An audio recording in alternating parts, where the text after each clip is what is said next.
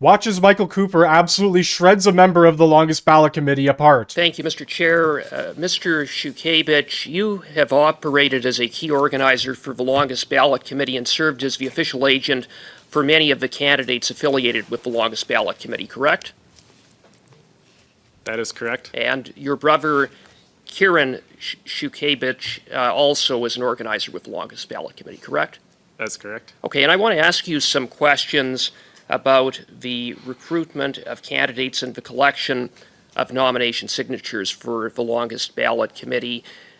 When you and other organizers from the longest ballot committee were collecting signatures, at times electors would have been presented with multiple nomination forms to sign simultaneously.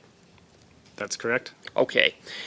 And as you went about collecting signatures and recruiting candidates, the longest ballot committee told prospective candidates that they didn't have to worry about collecting signatures because the longest ballot committee already had collected the 100 or more signatures needed for them to get onto the ballot. Isn't that true?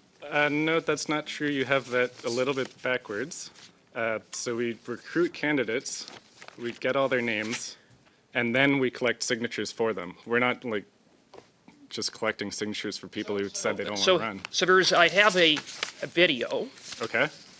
that you posted on YouTube to the longest ballot committee on August 18th, 2024, in respect of the LaSalle-Imard-Verdun by-election, in which you state that if we're going to break the record for the longest ballot, we need everyone to sign up as soon as possible. We've already collected 100 nomination signatures for you. All you have to do is follow the instructions. So, in fact, you and other organizers for the longest ballot committee were going around with nomination forms that didn't have candidates' names on them. Isn't that correct?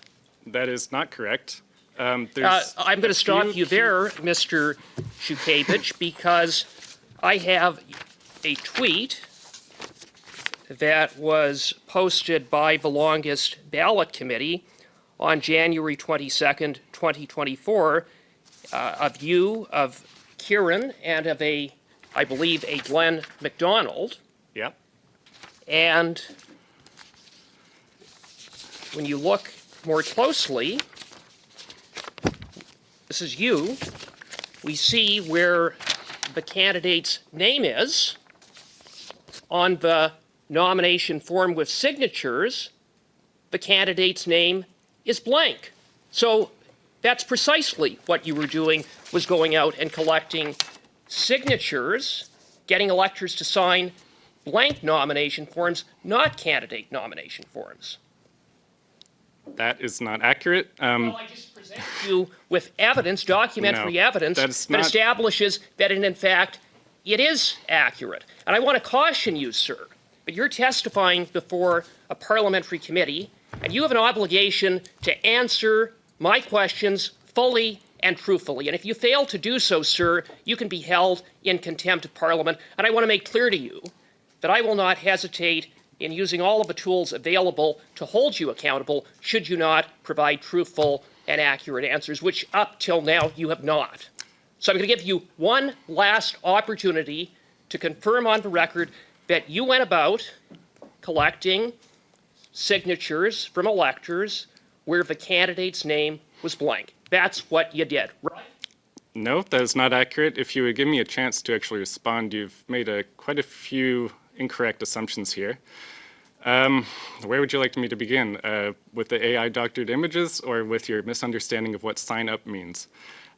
So in that video, when I say sign up, what I'm referring to is that these are candidates who have already expressed that they want to run. We then collected their signatures with the candidate name at the top. Obviously, that's the rule. Candidate's name was not at the top. It was at the top. I was there. Candidate's name was not at the top. And then when we say we already have your signatures, you need to finish signing up, that is referring to fill out your forms, book an appointment with the returning officer to do your declaration. Like, this is very straightforward. You have it kind of mixed up. If you want to talk about those AI manipulated photos, I'm happy to do so. These are, I don't have anything mixed up. What I have are Respectfully, you do have that mixed a up. YouTube video. If I can for a moment, Mr. Shukevich. Yeah. We operate here on a position that members of Parliament are honourable, and to accuse a member of Parliament of doctoring images, I think you should tread very carefully in that. I don't know about these images, but I'm giving you a warning in terms of, I don't find it funny, sir.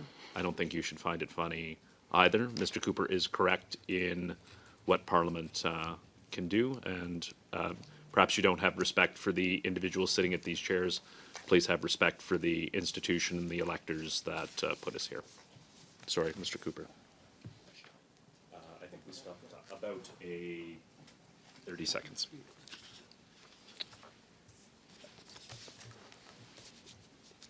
Yeah, ahead. no, we have never collected signatures with blank candidate names. The Chief Electoral Officer has already testified to you that there's no credible evidence of any Chief wrongdoing. Electoral Officer in his testimony said that your committee initially got caught doing precisely just that. That was his testimony. Respectfully, Mr. Chair, that it was not his testimony. His testimony was that we collected without an identified candidate, which is true. We wrote all candidates were in the candidate field, and we got people to sign. We said, would you be willing to nominate any and all candidates? It was not That's Mr. what you Cooper. did. You just Thank admitted you. it. No. Thank you, Mr. Cooper. If for some reason you find yourself in front of a Parliament committee, this is the perfect example of what not to do. Accuse an MP of using AI doctored footage or photos and laugh and smile as if the whole thing is a joke. Anyway, I would like to know what you think down in the comment section below. Hit that like button, hit that sub button, and have a good one.